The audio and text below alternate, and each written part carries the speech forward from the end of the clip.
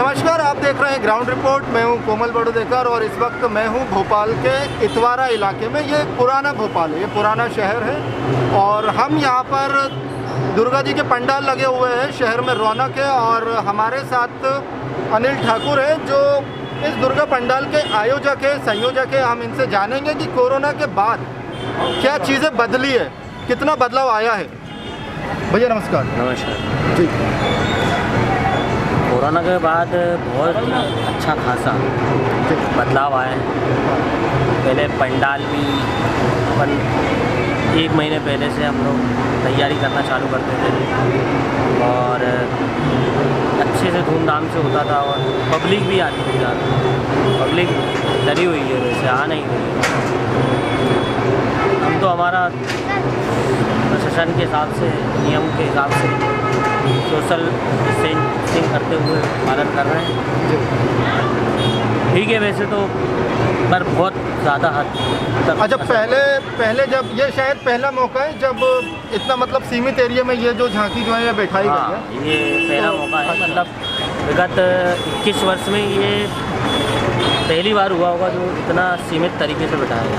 अच्छा, तो ये मतलब पहले गरबा वगैरह भी होता था? सब होता था, गरबा होता था, महाआरती हुआ करती थी और खेल खिलाए जाते थे बच्चों को। बहुत सी चीज़ें, बहुत सारे कॉम्पिटिशन, तंबोला वगैरह सब हुआ करता था। पर उसके हिसाब से तो भैया हमको ये बता रहे हैं कि कोरोना के बाद जो बदलाव आए वो सबसे ज़्यादा बदलाव आए हैं कि भीड़ कम हुई है और उस भीड़ के साथ साथ जो चीज़ें कम हुई हैं कि जो आयोजन में जो चीज़ें होती थी, जैसे पहले तंबोला खिलाया जाता था, मटकी फोड़ खिलाया जाता था, है ना, गरबा भी होता था, उसके साथ साथ मनोरंजन के कई सारे कंपटीशन होते थे, कई तरह के खेल दिखाए जाते थे।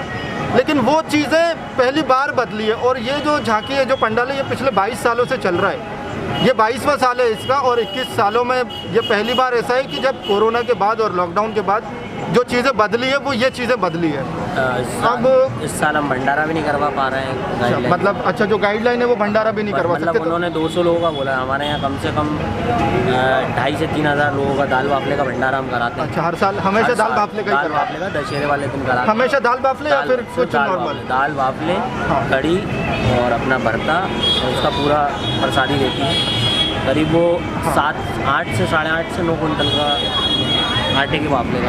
अच्छा, तो भैया जो बता रहे हैं, एक चीज़ और जो बदली है वो ये बदली है सोशल डिस्टेंसिंग की। प्रशासन की जो नॉर्मल जो गाइडलाइन है वो ये है कि आप 200 से 300 लोगों को, 200 लोगों को, सिर्फ 200 लोगों को, आप सिर्फ 200 लोगों को यहाँ पर इनवाइट कर सकते हैं। लेकिन इस चुनावी माहौल में आप देखो कि हज़ारों की भीड़ भी लग रही है पंडालों में, लेकिन इनके लिए जो गाइडलाइन है वो सिर्फ 200 लोगों की। और ये पहली बार है कि जब ये भंडारा नहीं करवा पा रहे हैं। नहीं तो इनका कहना ये है कि ये भंडारे में करीब 8-9 कुंटल का आटा यहाँ पर बनता है और यहाँ का जो भंडारा होता है वो स्पेशली उसके अंदर जो डिश बनती है वो बनती है दाल बाफले। मालवा की फेमस डिश है, मालवा में सबसे ज़्यादा ये फेमस, वो ज़्यादा यहाँ पर फेमस है। तो भोपाल में आमतौर पर भंडारे में जो पूड़ी सब्जी और इस तरह की चीज़ें मिलती है, लेकिन यहाँ पर स्पेशली आपको दाल बाफले खाने को मौके मिलते हैं। तो ये एक मौका छूट गया है, ये पहली बार की एक दाल बाफले आप नहीं खा पाएंगे। ये सरकार की गाइडलाइन है यहाँ पर।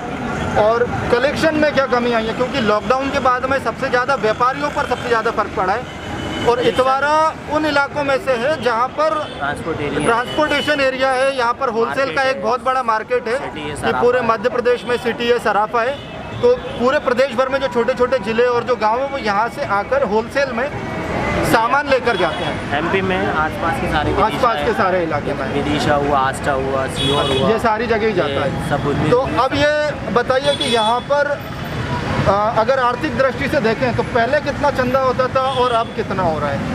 इस साल हमने सही बताया तो चंदा ही नहीं किया। अच्छा, इस बार चंदा नहीं किया। तो अब ऐसे ही आर्थिक इतना परेशान है व्यापारी, उससे आप क्या अपेक्षा करेंगे? तो हमने अब जो हमारे समिति के हैं, सारे जो साथ के हैं लोग, समिति के जितने भी सदस्य हैं, उन्होंने मिलके खुद ने आपस में कलेक्शन करके और जो हमारे पुराने जिनसे हमारे चल रहे हैं संबंध, जो भंडारे में देते थे और यहाँ खुद से करते थे, उनसे जितना बना उनसे उतना ही किया है। मतलब किसी पे तो अच्छा, तो फिर भी कितना खर्चा हुआ होगा अभी तक?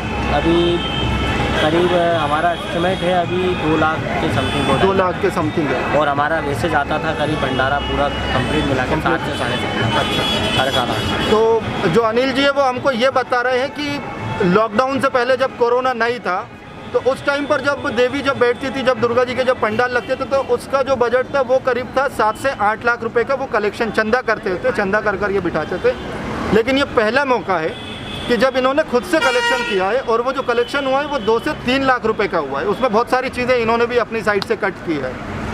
एक बात और कि यहाँ पर आप देखेंगे जो देवी है, जो दुर्गा देवी है, वो अगर आप इसको देखेंगे तो इसका जो कल्चर है वो बंगाली मूर्ति जो होती है आमतौर पर, हाँ, जो दुर्गा देवी का जो एक रूप है, वो कई रूप हैं उसके, तो आपने जो बिठाई है इसको, ये थोड़ा बंगाली इफेक्ट है इसके अंदर। हाँ, साउथ का भी थोड़ा उसमें, थोड़ा साउथ का और थोड़ा बंगाल का, थोड़ा बंगाल का इसका थोड़ा मिक्सअप बना है। हाँ, ये शेरा वाली नॉर्मल ही होती है रात, हाँ, और उसको थोड़ा अलग टचअप दिया है। अच्छा, ये थोड़ा सा अलग लुक शेरा वाली में थोड़ा अलग लुक है। नॉर्मल शेरा वाली आपने देखी है, नॉर्मल हाँ, होती है, हाँ। सिंपल पहनावा होता है, इनको शेरा वाली का अलग टच दिया हुआ है। अच्छा, तो इन्होंने जो मूर्ति स्पेशली हर बार इसी मतलब जो साउथ का और जो बंगाल का जो एक मिला जुला जो एक मूर्ति है, जो कंसेप्ट है, उस कंसेप्ट में इस मूर्ति को डिज़ाइन किया। आमतौर पर यहाँ पर जो दुर्गा देवी जो बैठती हैं भोपाल और मध्य प्रदेश में आपके लिए, वो थोड़ी अलग तरीके की बैठती है, लेकिन इन्होंने जो टच दिया वो, और हर साल वो इसी कंसेप्ट पर वो इनकी थीम होती है। अच्छा, इस बार हमने मूर्ति का साइज़ भी कम करा है। हाँ। हमारा 9 फीट से ऊपर हम जाते नहीं, 9 फीट तक रहता है, पर अब इस साल 6 फीट की देवी तो ये भी गाइडलाइन है। गाइडलाइन है। तो एक गाइडलाइन ये भी है जो भैया बता रहे हैं कि पहले आमतौर पर जो देवी मूर्तियाँ उसका वगैरह कोई जो बैठती size थी नहीं वो था। कोई साइज़ नहीं था, वो मतलब आप 20 फीट 22 फीट तक नॉर्मली बैठती थी, 17-18 तक नॉर्मल, 17-18 तक नॉर्मल, तो 9 फीट तक होती थी। लेकिन ये पहला मौका है जब 5 से 6 फीट की उसकी हाइट है देवी जी की। कल आखिरी दिन है। जी हाँ, कल आखिरी दिन है, कल कल दशहरा नौमी है। है, और नहीं कल नौमी, कल नौमी है। अपना हवन होगा, हवन के बाद फिर विसर्जन करेंगे। अच्छा, तो हवन के बाद विसर्जन होगा और दशहरे वाले दिन और भंडारा ही नहीं हवन। अच्छा, तो भैया थे जिन्होंने बताया कि लॉकडाउन और कोरोना के बाद कितनी चीज़ें बदली है ना। उसके अंदर आप आर्थिक तौर से भी देखो तो बहुत सारी चीज़ें हो गई है। हमारे साथ ढोल वाले भैया भी थे जिन्होंने बताया कि उनका जो काम है वो कितना इफेक्ट हुआ। दूसरी ओर जहां पंडाल का बजट 7 से 8 लाख रुपए था, अब वो 2 लाख रुपए तक आ गया है, और उसमें भी वो भंडारा नहीं हो पाएगा, भंडारा करवाने के आदेश ही नहीं है। दूसरा, जो मूर्ति की जो हाइट है वो भी अब 5 से 6 फीट हो गई है, नहीं तो 17-18 फीट नॉर्मली होती थी। अभी गरबा नहीं हो पा रहा है, खेल नहीं हो पा रहे हैं, तो बहुत सारी चीज़ें बदली है। और इन सब चीज़ों के बीच हम और आप यूं ही बने रहें बस। कैमरा पर्सन सुयश भट्ट के साथ भोपाल से कोमल बड़ोदेकर।